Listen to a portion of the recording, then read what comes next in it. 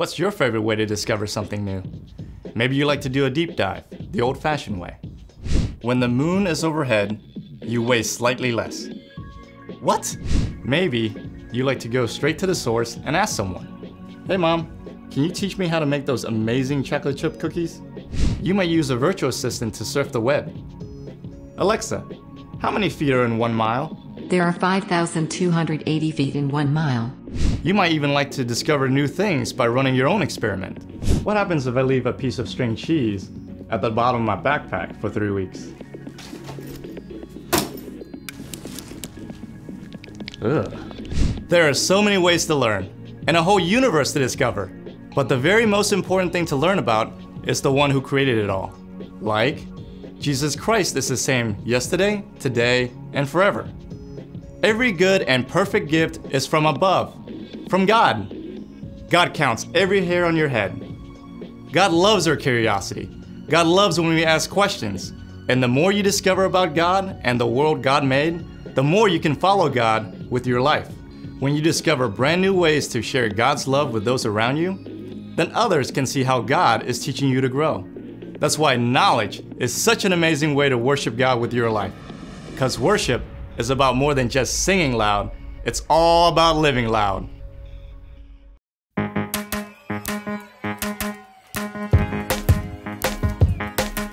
When I am scared of what I don't know, when I'm afraid, thinking I'm alone, you remind me that I still belong. God, you help me to grow. I don't feel strong. When I'm afraid something is wrong, you remind me that you're in control. God, you teach me to know. I am learning you, make me so courageous. You make me curious. There is so much you have given, so much to explore. You're teaching me.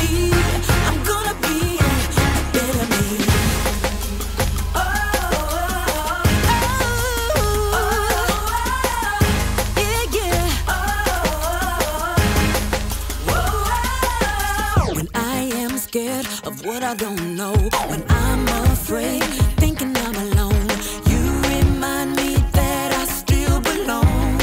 Oh yeah, God, you help me to grow. When I am scared, I don't feel strong. When I'm afraid, something is wrong, you remind me that you're in control.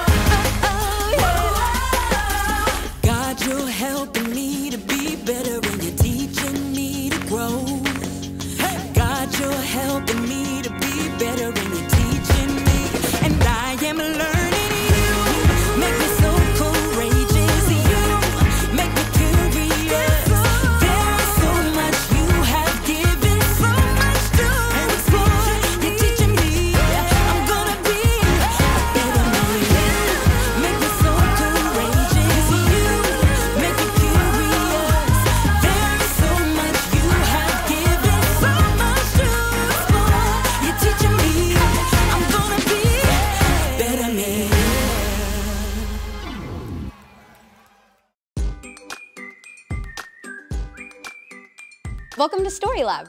This week, we're talking about knowledge, while we take a look at the story of some wise guys who went on an epic road trip.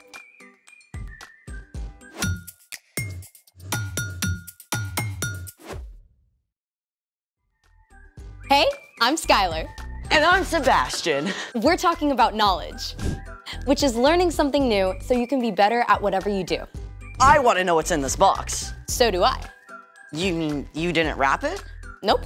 It's a leftover gift I forgot about. There's no from on the gift tag.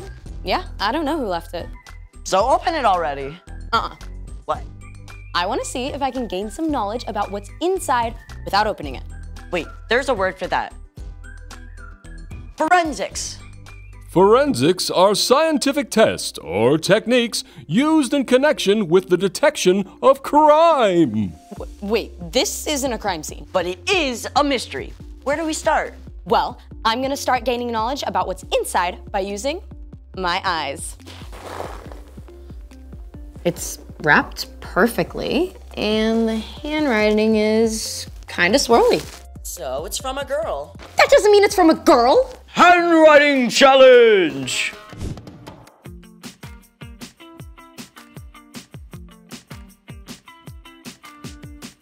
Yours is swirly-ish. Well, yours is barely readable. That's true. What's next? Next, I'm gonna gain knowledge with my ears. Aha! What rattles like that?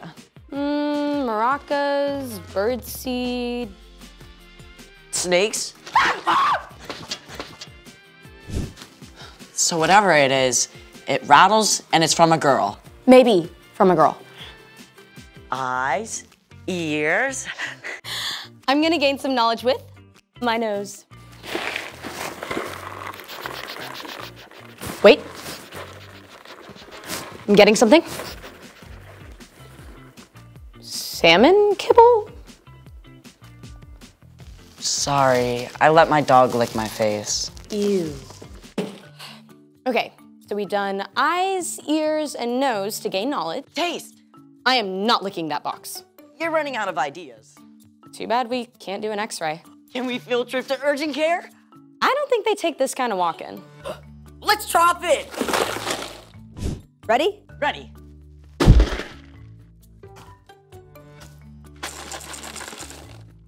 Same rattle as before. Rattles, maybe from a girl. Doesn't smell, doesn't break. What's next in our search for knowledge? Heat it.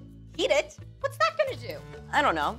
I think it's time to up our experiment game. And I think it's time for... The story before the story. Today, we're in the first book of the New Testament, Matthew. But before Matthew, in the very beginning, out of deep love, God made an amazing world. But when people turned away from God, the world was broken. God made a plan to draw people back to relationship. So at the right time, God sent a tiny baby to be born in the small town of Bethlehem, God's very own son, Jesus. Which is where our story starts. Take it away. Hey, Erica. Hey y'all! So, we don't exactly know how the wise men discovered what the star meant. Look at that new star rising in the west. It's so bright. Surely it means something. But they may have known about Daniel, who had been taken as a captive from Jerusalem to Babylon hundreds of years before. Daniel had been an advisor to the king and would have shared the Jewish scriptures and promises from God with his fellow advisors. Look here. In the Jewish scroll of Numbers, A star will come from among the people of Jacob. A king will rise up out of Israel. A brand new baby king. Whether the wise men figured out what the star meant from ancient writings, or God spoke to them directly, they did not waste time in doing something with their newfound knowledge. The wise men packed up supplies and gifts and set out on what would have been an epic road trip across the desert. They followed the star for months or even longer, over ancient roads and through steep mountain passes. At last, they arrived in the city of Jerusalem. where is the child who has been born to be King of the Jews? We saw his star when it rose. Now we've come to worship him. Word of these exotic visitors quickly made its way to King Herod at the palace. Now, Herod had been appointed ruler of Judea by Roman Caesar, but the position was not secure. The last thing he wanted was some upstart new king to challenge him. So he called for the Jewish priests and teachers of the law. Where's this Jewish Messiah supposed to be born? in Bethlehem. How do you know? The prophet Micah, your majesty. He says, "But you, Bethlehem in the land of Judah, are certainly not the least important among the towns of Judah. A ruler will come out of you. He will rule my people Israel like a shepherd." Oh, well, I see. Have these, wise men come see me, huh? Keep it on the down low. The wise men soon arrived at the palace. King Herod asked to know when the star had appeared and tried to put on a good face on his fear and brewing anger. I want you to go to Bethlehem for me. Search for this child and report back when you find him. Then I can go and, worship him. King Herod had no intention of honoring Jesus. In fact, he wanted to get rid of him. But the wise men didn't know this. They went on their way and were filled with joy when they saw the star again. It went ahead of them until it stopped right over the place where Jesus and his family were staying. Look, it stopped. This must be the place. I'll knock. The wise men were welcomed into the home by Mary and Joseph. By this time, Jesus was a young child, and the wise men offered him beautiful gifts of gold, frankincense, and myrrh. These were not your average baby shower gifts. In fact, these were the kind of gifts that would be given to a powerful king. It was just one more sign of who Jesus was and would become. At last, the wise men left Jesus to begin their long journey home. They planned to return to Herod as they had been asked, but thankfully, God spoke to the wise men in a dream and warned them not to go back to Herod. So, the wise men chose a different road for their trip home. The end. That Herod dude was a bad dude. But thankfully, the wise men got the message. When God gave them new information, they changed their plans. Just like when they saw the new star in the first place. Exactly. The wise men didn't sit around wondering. They took action to discover what the star was about. And their search led them to God's very own son, Jesus. So, what's our part in the story? Good question. The wise men traveled hundreds of miles over months and months to discover more about God. But we can begin learning more about who God is right now, today. The Apostle Paul wrote, "Ever since the world was created, it has been possible to see the qualities of God that are not seen. Those things can be seen in what has been made." So all the things we can find in nature can tell us more about God, and all the things we study through science. That's right. I mean, just look at a leaf under a microscope, or a bug, or a human cell. They are amazing. You will be in awe of what God created. Or go outside and look at the night sky. God made vast galaxies, millions of miles apart, filled with millions of stars. Our God is so big. So big. You can learn about God through the people God created too. Your classmates or neighbors. They're all made in God's image and show a little bit of who God is. So stay curious about everything. Yeah, and ask a lot of questions. You got it. There is no end to what you can discover about God. See you next time. Bye, Erica. So here's the thing. Never stop searching for what's true. I still want to know what's inside. And I think I know. How? I just got a text from my Aunt Beth asking how I liked her gift. This gift? She always sends me a movie streaming gift card and microwave popcorn. See, we should have heated it.